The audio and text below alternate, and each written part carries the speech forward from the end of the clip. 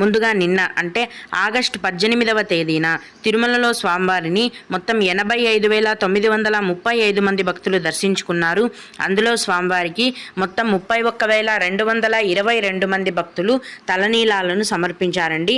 నిన్నటి రోజున తిరుమలలోని శ్రీవారి హుండీ యొక్క ఆదాయం అనేది 4,21,00,00,000 రూపాయలు. ఈరోజు కూడా ఎటువంటి దర్శన టికెట్లు లేకుండా నేరుగా భక్తులను ఫ్రీ దర్శనానికి అనుమతిస్తున్నారండి. ఇలా టికెట్స్ లేకుండా నేరుగా వెళ్ళే ఫ్రీ దర్శనానికి ప్రస్తుతం 12 గంటల సమయం అనేది పడుతోంది. అలాగే తిరుపతిలో ఇచ్చే సర్వ దర్శనం టికెట్లను తీసుకొని దర్శనానికి వెళ్ళే భక్తులకు దర్శనానికి 5 గంటల సమయం పడుతోంది. 300 రూపాయల దర్శనం టికెట్లు కలిగి ఉన్న భక్తులకు మరియు 500 రూపాయల దర్శనం టికెట్లు కలిగి ఉన్న భక్తులకు దర్శనానికి 3 గంటల సమయం అనేది పడుతోంది.